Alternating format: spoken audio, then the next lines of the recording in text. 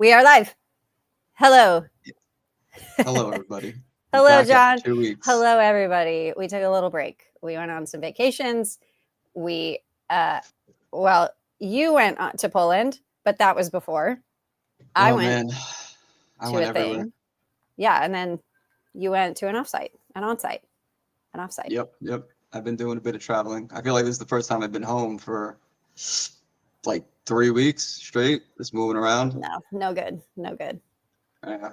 It sucks Well, welcome because home. like it's fun, but like it sucks because like it breaks up this it breaks this up a lot, and I can't. Mhm. I don't feel confident that I can do this like in a setting that I'm not like if it's loud or noisy, I'm gonna get distracted Yeah. immediately. Like I can't focus where there's like a bunch of people walking around behind me. Yep. Well, here we are this time, and today we're talking about betas. We're talking about betas because I was using a beta feature on something, and I was like, is this a beta? Is this what a beta is? Does a beta mean that there is, I mean, I know what a beta is, right? I've been doing this long enough, but I was thinking that like a lot of companies, I think about betas in different ways. Like they have their own definition of like, oh, it's in beta, so don't expect much. Or it's in beta, we're really testing hard. Or it's in beta, we have a special group of people that we're getting feedback from. Or it's in beta for years and years, and like we're not actually going to do anything. Like beta just like is a word that I feel like, number one, I don't usually use features that are in beta. Like in my bubble apps, I just don't turn them on. I'll turn them on to test them out in like one of my fake testing apps, and then I turn that shit right off. I do not use betas in production for clients. And so I wanted to ask you about betas because I feel like you probably have more experience with like shipping features than I do. Like my primary work is cleaning stuff up that already exists. So I'm not building new features most of the time. I'm like fixing stuff, right? I have, of course, built new features. It's either like total greenfield, new stuff, new app, or fixing stuff that already exists, right? But I had this sliver of my career where we would ship new features when I worked at SwapStack. And I'm like, honestly can't remember if we ever called anything beta. Like, I don't remember if we just shipped stuff. And then we're like, oh, we got to fix everything that was broken when we shipped that. I think you bring up a good point. I think like beta can be used for like, hey, don't expect much. Like, or this is fucked up because we didn't test it that much. So like, we'll call it a beta, but we want to ship it to see what you think, which like I'm okay with. Like, if you want to ship that thing to see like if we're even going in the right direction, I feel like that's the right way to do it. Because at least you know you're not building the entirely wrong thing. And the people that are probably going to use it anyway are going to be more forgiving to you, like because you're, like they want your product. If they're going to take the time and the frustration to test what you're giving them, then they're going to like forgive you. They're just going to like complain. They're like, oh, this doesn't work right. This Well, I think it's partly in how you frame it. Like if you're like, this feature's in beta, don't try to use it on very important stuff. And B, here is where to give us feedback, right? I think those are two crucial parts. And then C, you got to like get it out of beta at some point, right? Those are kind of, if I were making the shit up, which I'm just guessing here, those are the three components, right? Yeah, I think that sounds right to me. Like I don't feel like we've both been using the mobile editor in Bubble, which is still, officially in beta. I've been using it. I don't feel like it's a beta tool. It feels like it's pretty developed to me. Maybe they're going through the bugs. I mean, to be clear, I haven't deployed anything yet, so I don't know how it works in production. I'm just developing on it, but the editor itself, the editor doesn't really feel like a beta. It feels like the website too, like. Well, what's beta about it to me, not to get too in the weeds here with that specific feature, is that like it's missing stuff. Like there's like normal thing, like there's no drop down input in the mobile editor. There's just not. And so like video player, I had to install or video exactly. Video player. I was like, and all the can I just rant for 1 second just about this 1 second? Every single plugin, almost every single plugin for that particular, for the mobile editor is a paid plugin. And I'm like, what a money grab. But it's not, because like if you take the time to build a plugin for something that Bubble just didn't build, then like you should make some money off of it. You But should make God money off damn, that. it makes me so mad. Yeah. I'm like, all Okay. I want is a drop down. Anyway, That's probably right. That's probably why it's still being called beta, because like there's just a lot of things that you would expect on the from using the website for so long, yeah. that you would expect it to be just standard in mobile. But I think what they do have is working pretty much to my expectations. Yep. You know, like the short Okay. lists and all the different like views that they've given you to kind of work within this context. That feels very developed to me, and feels well thought out too. Like I like the way it's not bad to work in that editor. I like working in that editor. Yeah, So I've enjoyed it so far. yeah. So Yeah. I mean, well, sure. here's another factor. I wonder if you want to kind of play with this for a second. If you have a beta and it's something that your users have asked for years, I would think that the expectation or the sort of bar needs to be higher than if it's a feature you're just kind of like throwing out there to see if people want it. Like people wanted the mobile editor in Bubble since there were, first iPhones, right? Yeah. This is a guess. I don't know. I wasn't around then. And so now people, it's released in beta, and people are understandably frustrated that there are so many limitations with it, right? Because they've been waiting and waiting and waiting for it. And they're like, now I can build that project that I've been thinking about for years, right? But they actually can't because it's limited. So I wonder, and I'm not saying that's right or wrong. I guess I'm wondering what you think about if it's a highly anticipated feature, do you do a really long alpha internally? I feel like there's some expectation setting here. Like my expectations for any kind of technology is pretty low. Like I have low expectations for just about everything until I try it and start using it. So I'm never disappointed when something comes out and works Brilliant. a little bit better than the way that I expected it to. So that's just how it so as to, minimize my frustration, I guess. That's just the mindset that I've adopted. The longer that Smart. people have been asking for it, the more I feel it's going to fall short of everybody's expectations. And like, I don't know how as a company you manage that. Like, I don't know. We know you all want this, and we're trying, but we have other priorities. Like, I don't know. Like, I have no roadmap. Maybe a roadmap. A roadmap would help, yeah. But like, I don't have any like suggestion for how any company should do this.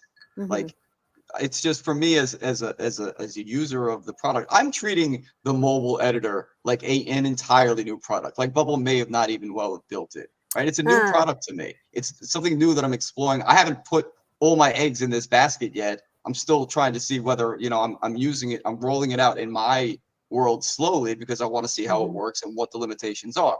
So it's not like I've been waiting for Bubble for so many years to release the mobile app. No, I was like thinking about doing it on Flutterflow or vibe coding a mobile app if this didn't come out. But now it's here and my database is already here. So like, this is for your work for my job, yeah. Because we already had users on the website, and we've got a wrapped mobile app for mobile, which is it's just a wrapped app. It's the same thing, but it's a bad mobile experience. Like I wouldn't rave about it, but if we're trying to feel more mobile native, this is what we're exploring. And it gave me an opportunity to, like, my my intern, she's learning Bubble, and she's like starting on the mobile thing. So it was like a perfect opportunity for her to like build something from the ground up within a data structure that already exists. So yeah, it was a good, for me, this has been like a good experience so far. Yeah, I mean, same. It's interesting because like I think it's so hard because with a platform like Bubble, I think it also depends on the kind of platform, right?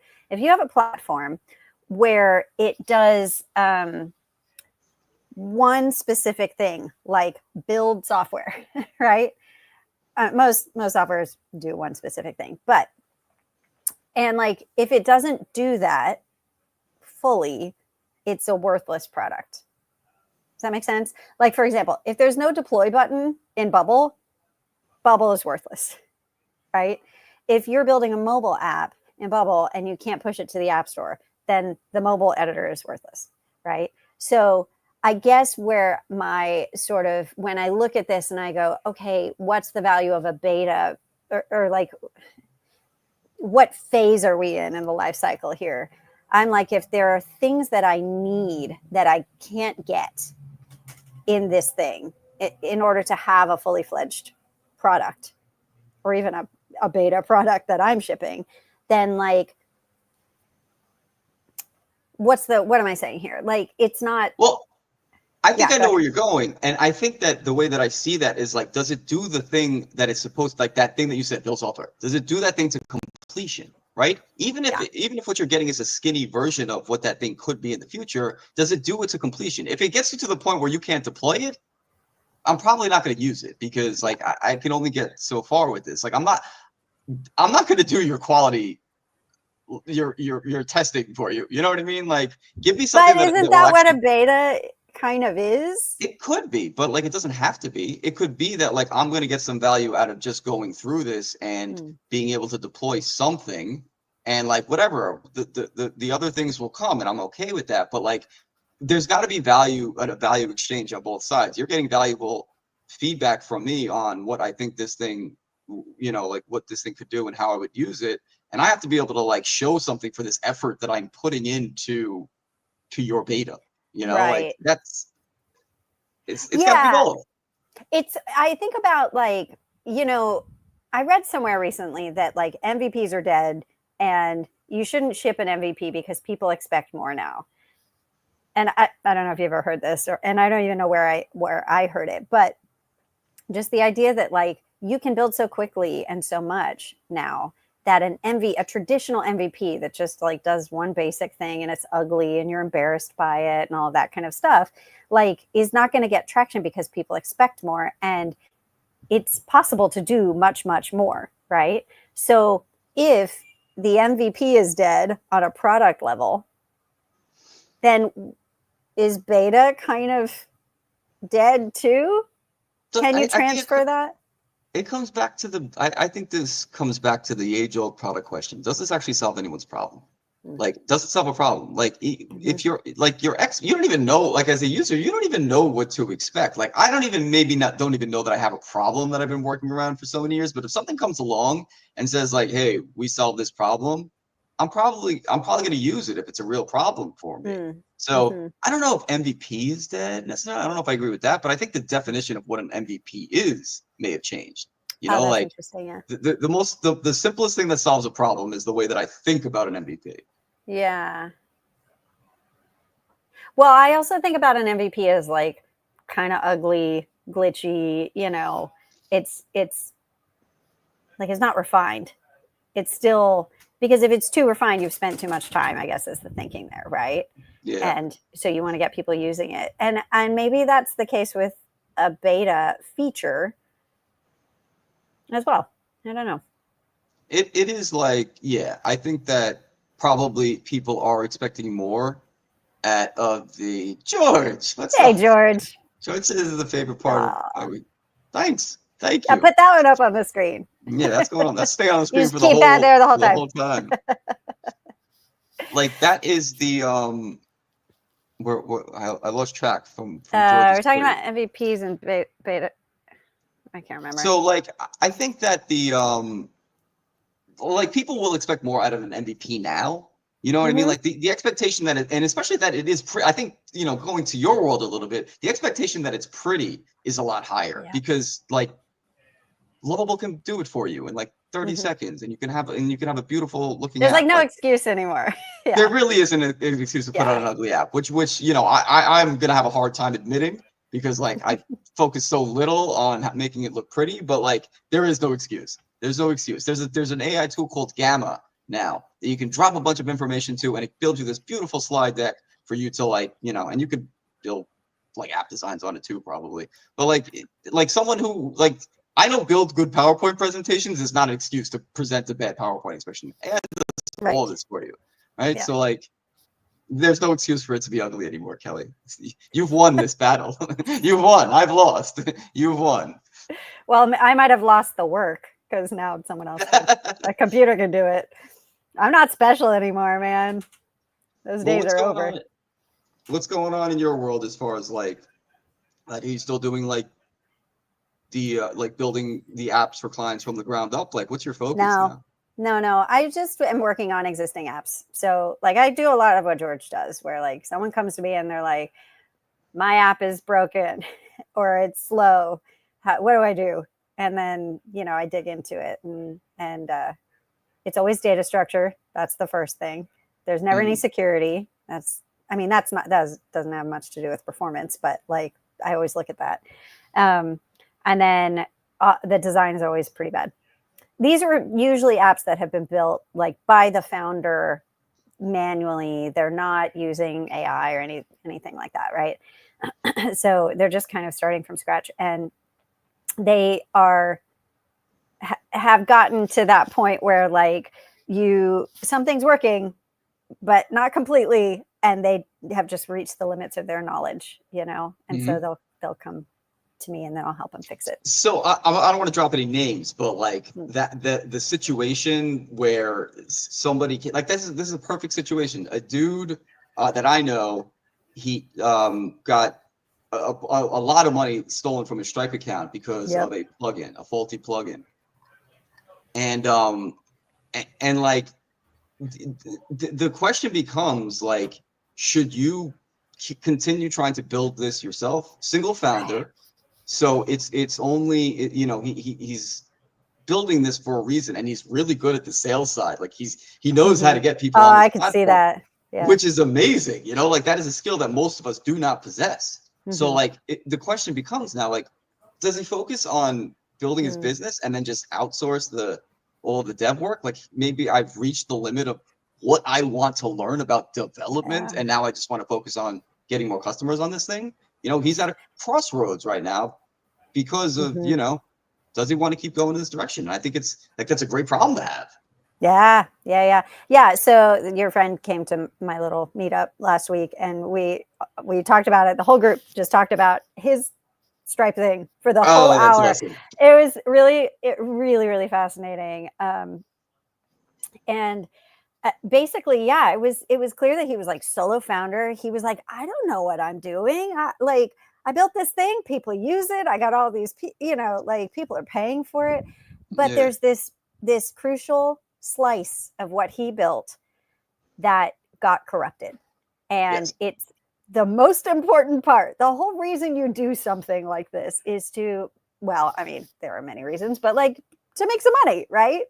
And that piece of it, he sort of hacked together with plugins and stuff, as you do. Like that's as you do when you're not a developer, of course, right? Like instead of building your own custom solution, which is what all of these platforms are targeting, right? Like they're targeting people who don't know how to code, right? Yeah. And he had a working Stripe setup, and basically his account got hacked. And we found out that it wasn't a plugin. The plugin wasn't the problem. It was his actual Stripe account got hacked somehow. There's something there, and I don't know the specific details of it, but we want to relieve the plugin author of the responsibility because it wasn't a vulnerability there. But it was one of those things where it was like, and I have said this to several coaching clients, like they've come to me and said, okay, I want to set up Stripe. And I go, you don't. I mean, maybe you do, but you're not going to hire me to do it, because like I can set up the API calls and everything, but I don't feel confident enough that I know Stripe, a financial tool, well enough to make sure it's secure and protected for you. And so I'm not going to do it for you. You need to find a specialist to do that, which, like, where are the specialists? I don't know. I used to send them to you, and now you have a job. So great. For anyone that's freelancing, focus on that. Focus on just doing like that one thing that no other developer wants to do or is too scared to do. I think you will. But be really good at it. You have to be really good at it. You can't just say you do it, right? Yeah. Well, they're going to get robbed pretty quickly if they're not. Wait, so are you saying that the Stripe, it's like the account itself got hacked? Like, it has nothing to do with the app? Oh, Yeah. well, that's not even his fault then. Well, I mean, maybe it is, but like, Yeah, like it could Stripe be. probably has some accountability for that too. Possibly, yeah. I think there's a sort of a paper trail in this particular instance. Like he found on the call, he was sharing his screen and he was searching through his email and he found a chat conversation that he did not remember having with support. Oh my God. So yeah, Uh-huh. someone got in there. Someone got in there. Yeah, yeah, Yeah. yeah. And they used his API key, which was the standard Stripe API key instead of a, what do you call that? Restricted API key. Yeah, the secret key. Which means the secret key, you can create new products, you can set up endpoints through the API, you can like, there's all this stuff you can do through the standard Stripe API key that has no restrictions, which I use the standard API key for Stripe. I didn't know That that. feels like a Stripe thing. And here's the funny part. Like before he figured out, before he reached out to me, he went to like Mm-hmm. Reddit to see if this happened to some other people. And all the Mm-hmm. people on Reddit were like, "You're a fucking idiot. How could you let that happen?" It's like, how is that helpful? That could happen to any of us. Like Exactly. it's not clear. It's that I don't even does like even if the Stripe clearly laid that out in their documentation, there's a lot of people that are going to miss that. So And it's a how is it? no-code tool. Stripe is a no-code tool. Yeah. Like So it's more technical, but like then they should not market it to people like me, you know? or build those safeguards where it's like, yeah, whenever someone hooks up a bank account to my account, I get a notification. Like that seems very basic. Mm-hmm. So yeah, so yeah, but the Yeah. point is like look at the difference of the response that he got. First going to Reddit, random Mm-hmm. assholes on Reddit, then coming into your group where it's like, Mm-hmm. oh, we're going to talk about this and figure out how not to make this happen again. Yeah. And we're all going to be better for it, right? We're all going to Yeah. learn from this. I could fuck this up easily. Sure. Mm-hmm. Any of us could. It takes Mm-hmm. one careless mistake for that to happen. And the Well, hackers know that. yeah, This is a that's good, this is a exactly. good hacker. I have a lot of respect for whoever did this I know. because it was very clever. Yeah. Yeah, for sure. I mean, and this was something that like he toward the end of the call was just saying like he's been building on his own for years. I think he's had that app for like 5 years or something crazy like Yeah. that. And he's never like had a group of other people doing the same kind of work to just talk to, Yep. just to like talk to about this. He was like, my wife does not want to hear about this anymore, And I was like, come to my group. You can hang Yeah, out and yeah, talk yeah. about it all day long. Yep. I Yeah, that's mean, right. yeah, you got to have people to learn from and to like It sucks. commiserate with. It sucks when you feel like you're doing it on your own. It Oh absolutely sucks. man. Mm-hmm. So and there's been kind of multiple groups of people that have been interested in doing that before. Mm-hmm. I don't know what the longest standing one is. JJ's got a group. There's no Mm-hmm. code. No, I don't know. I forget what I don't both know. groups are now, but I've been a There's so part of at many. least like, yeah, I've been a part of at least 10 of them. Yeah. And like you could argue that like on Slack, it winds up being like three people answering everybody's questions, the same way that the forum devolved into that. But like, Yeah. there's still something about bringing a problem to a group of people and having a conversation about that like you really can't do. You have to do it Yeah. together. There's got to be some togetherness about that. Like you got to feel like you're like relating to other people. Well, and because I had a long career as a designer before Bubble, and I was totally on my own. Even now, if you said, Kelly, can you refer a designer? I'd be like, I don't know any. I don't know any designers. I just never built a community, and it was so lonely. And I had no idea that most designers are self-taught. I just didn't know that. I thought I was the only designer in the world that did not go to college for this. And I like learned from YouTube. Most of them are like that. I thought I sucked, and it turns out I don't. I'm okay at this. Like all of these things, I just didn't know because I didn't have a community to kind of. So I was in therapy for a long time, and my therapist said to me one time, what did she say? What was the phrasing of it? When you bump up against people, that's how you learn who you are. Ooh, It's okay. pretty good, right? Yeah, Yeah. say more about that. I need to learn She was something. basically saying like you believe stuff about yourself that is in a vacuum. And as soon as you interact with people and they respond to you, positively or negatively, or you watch them and notice things about them that you either like or don't like, and then that reflects back on you sort of internally, and you kind of process it and think, am I like that? Am I not? That's how you figure out like who you are, and you refine who you are, is by interacting in some way with other people. And I think that's true for your career as well. So you don't have the opportunity to learn that about yourself until you like bump into somebody that's either doing the same thing that annoys you, or like doing something different, and like kind of try showing you how the way that you're thinking about it is not the only way. Like you don't know. You have no idea. There's no way of knowing if you're just you by yourself. Yeah.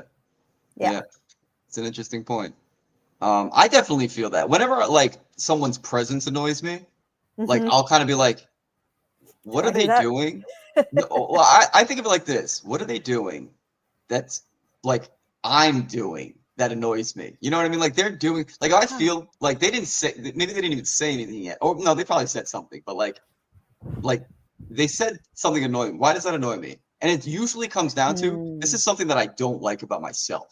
Yes. Right? It's not them. Yeah. It's like, this is about me.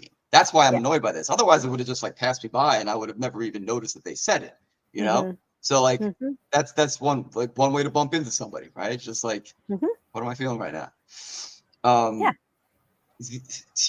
Hard transition into into psychology, but like I'm thinking about like the stuff that I'm going to related to, like my role right now is transitioning very much into product focused stuff. Like I'm still doing this idea of the product engineer. I'm trying to figure out what that really is and how to develop this other side of my skills, because I've never held an official product role, but more and more I'm seeing the importance of, no, we need to learn faster about the members, our customers. We need to start learning faster.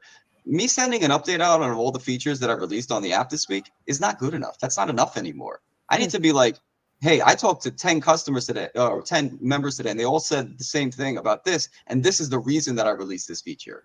Like that's a much more powerful like impact statement than saying like, yeah, we got this done. You know, this is what I released on. Okay, great. Why did you do that? Why did you think that was important? How is that going to help us? You know, I'm thinking about this very differently now. And I think that's like what we mean when we're saying product engineer. How are you learning those things? Are you doing research? Are you just doing it? I have. So like, how am I learning the product side? Yeah. Like, is it structured? Is your learning structured? Never. You know how much I hate That's courses. Right, yeah. Never. But I am taking it very seriously. So there's this podcast called Lenny's Podcast that I've been watching. He just interviews all these product leaders and people who have built giant companies, small companies. It runs the gamut. It's a lot of different personalities that are on there, but they've all had this thing in common of like, we built a product before. And I'm learning a lot just by listening to the podcast. I'm trying to do like one a day. And you know, it's easy. Like I do it on my walks or whatever, or if I'm going for a run, like it's not that, it doesn't take up any extra time. And I have a book, this one, started reading this, Impact First, Product Teams. I'm learning how this one dude thinks about it. And there's a Slack group called for that same podcast, Lenny's Podcast. And it's got like a little AI chatbot that Lenny built too. So I could just like ask it product questions like, hey, what's the best way? This is what I'm trying to do. This is the information I'm trying to extract from members. Give me an outreach strategy. Like all that is very like, you know, and there's people in there too. So other product leaders that I can ask questions to. So it's kind of a combination to your question. It's kind of a combination of like different self-learning things which is the way that I prefer to learn. And I can ask questions to people. So it's like the perfect setup for me. This is how this is how I like to learn. Yeah, cool. His newsletter is really good. I don't know if you get. Oh, you're on him already. Oh yeah. Oh, cool. I mean, not. Oh yeah, but yes, yeah, I know about Lenny. I don't listen to the podcast. I listened to a couple of episodes and I was like, I just like the newsletter better for some reason. I don't know why. But. Interesting. See, I don't read the newsletter. I go to the place in the newsletter where the video is, and I click. I don't read the newsletter. We're very different, Kelly. I know. Interesting. Well, I was going to say I did a project. I don't know if this is valuable to talk about so much, but I did a project a few months ago. It was like a year ago. this guy approached me and he was like, I want to build this platform in the podcasting space. And my husband works in the podcasting space and I have like been around it a lot. And I was like, I don't think this, and it was basically like what I had worked on at SwapStack. He wanted to recreate that for podcasting. And I was like, that sounds awful. I don't want to rebuild that platform after like it's just a monster. And I didn't really enjoy the product itself. Do you know what I mean? Like, so I didn't really want to build that from the ground up. And the podcasting space is like notoriously difficult to monetize. Podcasters are just sort of cheap in general. There's so many of them. There's so many of them. It's just it's like a varied. Anyway, there's all kinds of reasons why I was like, I don't think this is going to work. You think it's a big market. So he thought it was going to work. But I was like, yeah, but the people in this market, I'm not sure that they are like going to latch onto what you're doing. It's been tried before by multiple different big companies, small companies, individuals, whatever. And so he was like, I want to hire you to build this thing. He had a big budget and I could have just taken the project, but I knew I didn't want to do the project. And I didn't want this guy like the guy. I didn't want him to lose his money. So I was like, what if I do like an exploration project, like a customer discovery project for you, which I did some of at SwapStack. I did a little bit of that type of interviews and that kind of work, right? And so I was like, I'll do this. We'll define it. We'll make it really clear what I'm doing, and I'll deliver really clear deliverables for you. And then at the end of that project, you'll have data enough to go, okay, pursue it or don't pursue it, right? That was the goal. So I pitched this to him. He was like, great, sounds good. So it took like a month. I set up all these interviews. I did 50 interviews, I don't know, with all kinds of people in that space, and had a whole process. And I did a ton of research on like, how do you do customer interviews? What, like, when you're in that phase of a product or feature, how do you talk to users, right? And it was such a fun project. And at the end, he didn't build the thing. And so you like discovered that it wasn't worth building. Yeah. I talked to so many people who had tried it before, and they were like, here is why it didn't work and why it will never work, you know. Nice. And I was able to like deliver that to him. And so I guess I'm not sure what the point of that story is, other than like, I think you can just learn those things. This is something that I had to like pick up over my career. Is like, I thought I needed permission kind of to like be a designer or learn this thing. Like, it's not a part of my job description. So like, am I allowed to do that? You know? And sometimes you can just like do it. And then it becomes a part of your job. I think or your most times you can just do it, and no one is going to stop you if there's like a real reason to do it. Like no one is going to stop you.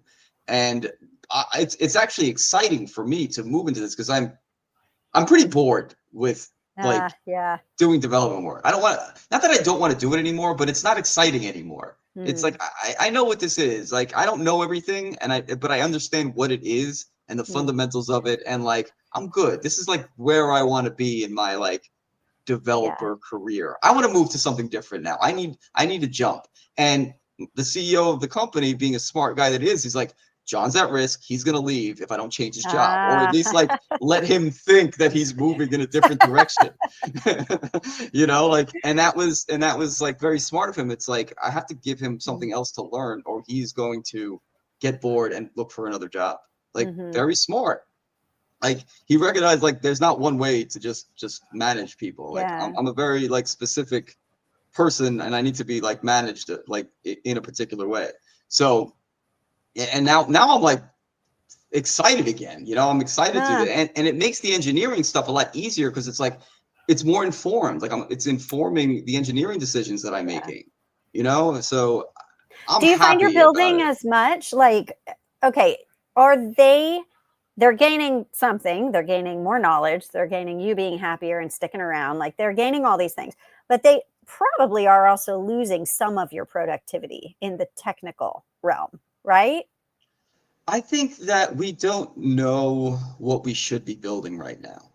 So as soon as that becomes the priority again, I'm going right back to the engineering side. But like, until we have a product, like we don't know what to build problem. We don't have an engineering problem. I can crank out these features faster than people can tell me to do them. Yeah. But like the what is the right stuff to work on is elusive. We don't know. Yeah. We don't know. So what good is engineering if you don't know what you're building? Right. You're building stuff that like you either don't need or you don't know if you're building the right thing. That's We're a waste. just guessing. Yeah. We're just guessing. We're just guessing on what to build. How long have they been around? Problem. They've been around for years, right? 2022, I think they started 2021.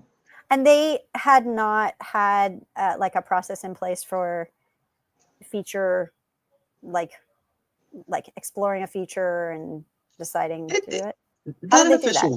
Not an official roadmap. Like I'm building like a very clear roadmap before. I don't think this is the first one that we're going to have. It's been up until this point. It's like, we're just trying to see what works here. What is resonating with people? What are people saying they like? It's been a lot of spaghetti on the wall, and we know some stuff. We don't know everything, but we know some stuff. So building from that foundational knowledge, building like a product roadmap, like a plan for how that's going to look over the next like 2 years. That's what we're focusing on now, and that we haven't done that before. Yeah.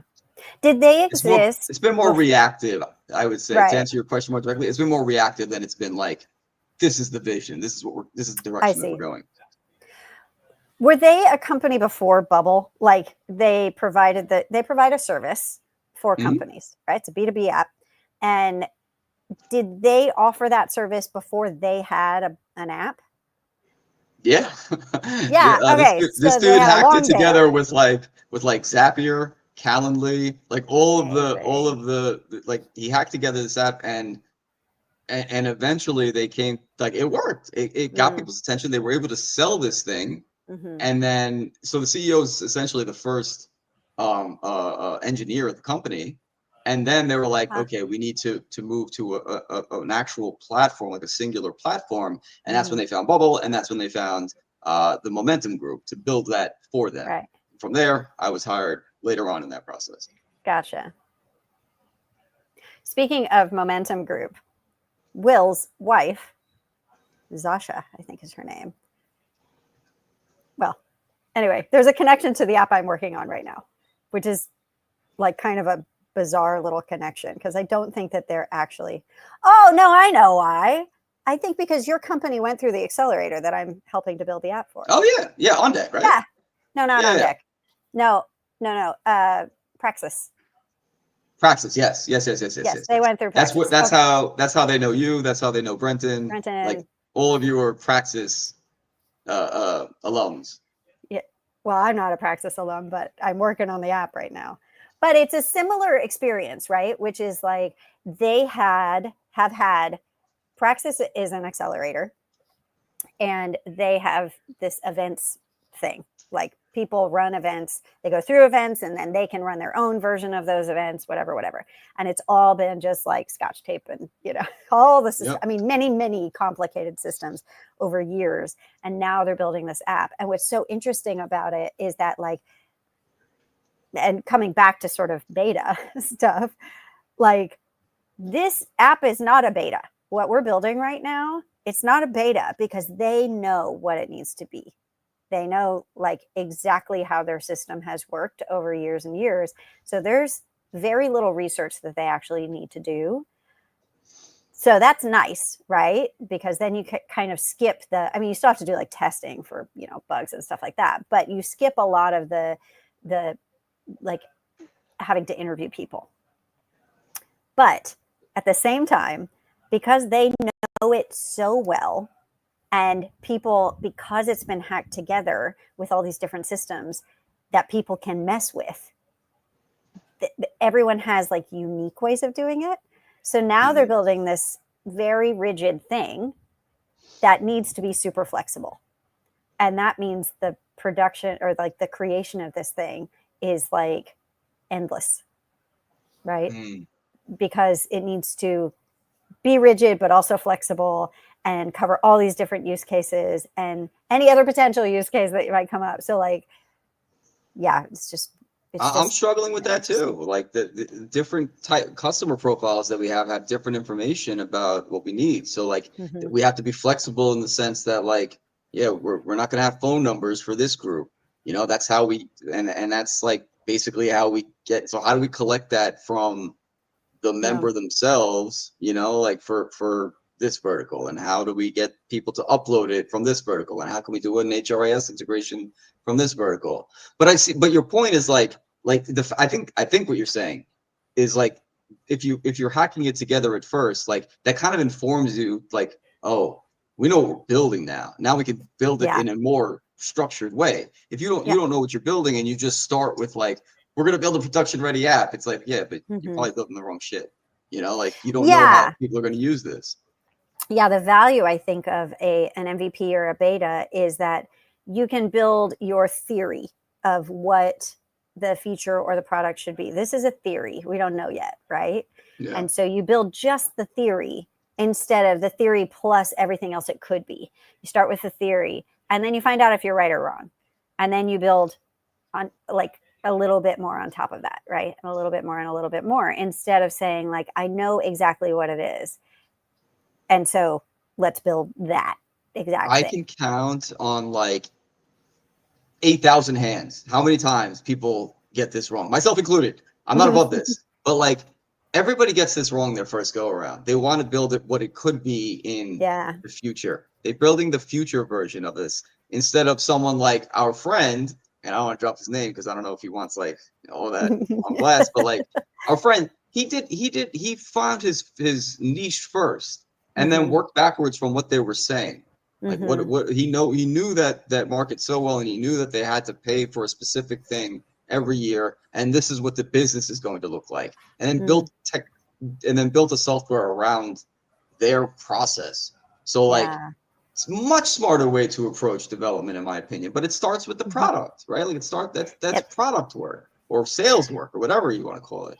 Well, I think it also depends on who your customers are. Like if you have really savvy customers who are very online, they're going to expect more from a product, right? Even if it's very simple, like simple can be much harder to design than complex sometimes, you know? So even if it's very simple, like the bar for the design needs to be higher, right? They just expect more versus a customer base, like let's say that my dad would be in. You know, my dad needs good UX because he's an older guy, you know, and he's not so like tech native. Yeah, they're not like techies. We're like, oh, we'll try this. Then if it's buggy, like they're not going to be forgiving. They're going to be like, hell no, this sucks. My dad? Well, like just like someone who isn't like I see what you're saying. Testing new products. Oh yeah, for sure. However, my dad doesn't need it to look great, and he doesn't need, you know what I mean? Like it needs to be clear, but it doesn't need to be beautiful. It just needs to work for him, right? And just be easy to use. Just like easy you to put it use. in front of him, he knows what it is. And if he finds something that works, he's just going to stick with that for the rest of his life. You know what I mean? He's not going to be hunting. Yeah. Those are the customers you want. Yeah. Like these fickle ones that are like jump from platform to platform, those are not good customers. No. Like, you know, like those are not good customers. Why would you focus on them? There's a million of those. They're gonna jump on and jump off to the next shiny platform that you see. The one like your dad is like a great customer to have. Like, yeah, this works. I don't care. Except he's never gonna pay for anything. So I don't know. We need that too. Yeah. Do you find that you're like a hopper? Like, do you hop from tech? I try. I'm a trier.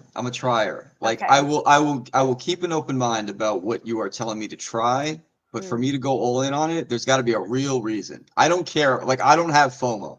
I'm good. Like if this thing works right now, in order for me to move off of something, I need to know. Like I need to hit a real limitation. It's not like what it could be in the future. I have to really like. We have to move because of this reason. You know, and I want to be careful about that, and I want to be unemotional about that. But if there's a new sexy thing out there and like I don't know why I need it, I don't care. I'm not paying attention to that until somebody tells me why. Why do I need to focus on this? And that could be anybody. That could be a friend. That could be a boss. That could be like a family member. It's just like this does this, and I think it could help you. I'm like, okay, I'll check that out. Yeah. So I think about like when I'm building new features in a product, you're supposed to talk to your customers, right? You can only talk to so many customers. And the ones that you can talk to are probably the most engaged. They're the ones who are going to respond to your emails. And I wonder if somehow this ties into what you were just saying, but I'll let you figure out how. I wonder if those are the right customers to be talking to. Kind of, but no, but I think okay. I have so many thoughts on this. This is exactly what I'm going through right now. So the people that are using it a lot, they're a good starting point because they probably will respond to you and they can articulate the value that they get out of it. Mm-hmm. And maybe I'm not doing a good job as the app developer, product person of communicating what the value is that you're going to get out of this. So if I can use their words and to get new people to sign up, then maybe I'll be able to like entice them a little bit more. Like I think they're the starting point, but you're right. The people that you really want to engage with are the ones that are just completely ignoring you. It's like, why don't you see the value here? Other people are seeing it. Why don't you see the value? What am I saying wrong? I'm doing something wrong here. And I think, I'm getting lucky by the people that do sign up. And but like I want to speak to I don't know if it's speaking to a broader audience. I'm saying I want to say the things that mean more to a broader audience. I'm going to say the things that mean more to a broad. Yeah. That makes sense. I think that's right. Yeah. Maybe just being bolder too. Like, this, if you sign up, this gets you this, like, I think I think I need a little more boldness in our product messaging, bolder statements. Are you Websites are writing bold. the messaging? No. Okay. No, but I am kind of like going to be the one to put it in to the thing. So like my opinion does count for something, but I'm not the one like generating the content that we're going to say. Right. Yeah, I think about Bubble as a platform that listens to users, and in the kind of the history of that, and then platforms like Coda that I've used since before I found Bubble, and the way that they listen to users, which it's been years since I have like been engaged in those conversations, so I can't speak to it now. They were acquired, and who knows now. I still use the product, but I guess what I'm kind of wondering about is like I feel like there was two different methods there. Bubble listened to users and helped users and responded to them, like their power users I'm talking about. But they like often don't do what we want, right? Because they're speaking to a broader audience. But then there's Coda, who my perception of it was they really engaged power users. And like, I mean, I was on so many calls with them and I was like in their hackathons, I was a judge and, and I was just like a girl on Twitter who talked about Coda a lot for a little while. You know what I mean? I was a power user, but I wasn't like working for clients or anything like that, Yeah. But they really cared what someone like me thought, which might have been a marketing strategy. Who knows? Right. But I felt like it's a really good one. Engaging the power users, that's a good one. Yep. But I felt like the things that they were shipping were like directly things that like people in the forums were asking for and stuff like that. Right. So I think the strategy there was if we can get the power users to just be like ravenous for what we're building, that is the kind of customer that we want. We don't want the people who are going to move to Notion next week, right? Yeah. We want people to just like buy into this so wholeheartedly. And so those are the people we're going to serve really, really well, which is a different thing, right? It's like, and then it matters like what are the features that you build? That's how you're going to determine which features you build, right? Yeah. It's true. And my situation is a little bit different only because we're a B2B2C. Yeah. We sell to business, our customers are business. But I think that the fundamental of what you're saying is still true. Like focus, like, yes, you can try to be everything for everybody, but like if you're narrowing on the people that have this problem and you're solving that for them, like they'll spread the word too for you instead of you having to like say perfect marketing language. So well, especially if your product, and yours, I think it fits in this category, Coda fits into it for me, is that Coda is not easily shareable. I mean, it's gotten better, right? But like Notion is a product where you share, I'm going to share this resource with you. I share that page of my Notion doc, and then you have access to it. And you're like, what is this interesting document thing? Oh, it's Notion. It's in the URL, you know? And so like, there's a virality to it because it's uber shareable, right? Whereas something like Coda is not as shareable. Like I share a Coda doc with my clients, but that's just one-to-one. I'm not sharing like a page in my Coda doc with the internet, if that makes sense, right? it Whereas does, Notion, you would do that. So I feel like Notion grew really fast because it was shareable. It was super, super easy to share. They made that like I don't know if that was intentional, but it was just a key feature from the beginning. And Coda never really built that. And so they're slower growing because I have to tell someone about Coda in order for someone I know to know about it who didn't know about it before, if they're going to hear about it from me. We're talking about like product distribution now. Yeah. You know, like yeah. different approaches to product distribution. Right. Whereas like you, I think, are probably in the same camp as Coda, where like it's a word of mouth type of product or service that you offer. Some Kind business is gonna possibly, talk to their like, I don't know, fellow people in their field and go, we're working with this great company who, you know, provides this service. You should check it out. Right. They're going to share it word of mouth instead of it being a platform that is naturally viral.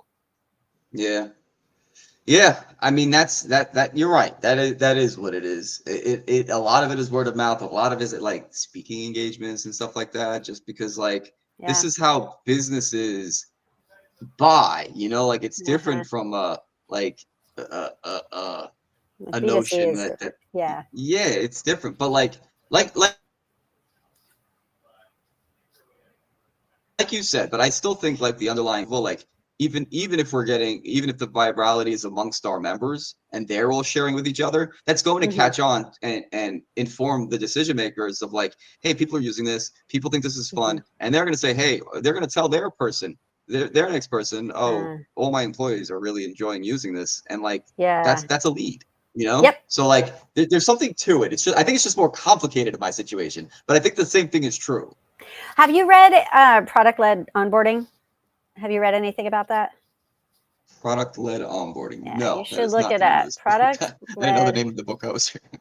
Okay, so product-led. Okay, can I drop a link in here somewhere? You can post a comment and everyone will see it. There we go. There's the link. Product.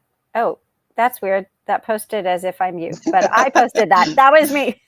say some crazy shit under my name. That's really funny. So product-led onboarding is sort of a strategy for like getting people to learn how to use your product by using the product.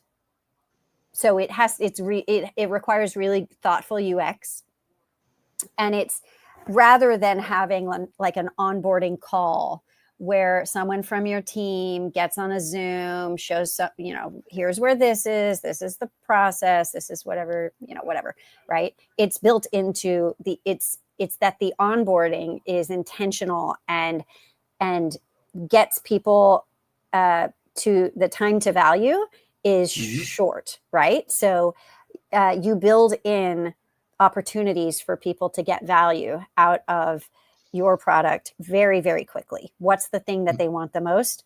Let's say they want to book a call. Okay, so that needs to be like real quick. They need to be able to do that within like the first 5 minutes of using the app, 2 minutes even, right? Like, so you would skip a lot of the tell us your name, upload a photo, what's your, I don't know, bio, whatever, like all that shit that everyone puts on the first page. You skip it. You just don't need it in order for them to book a call with someone, for example, right? And you're talking about this from the perspective of like a customer or like someone just signing up for an app? Like, are we talking about like onboarding for a business or for like a Either user? one, whoever is using your platform, whoever, whether it's the company or the employee, right?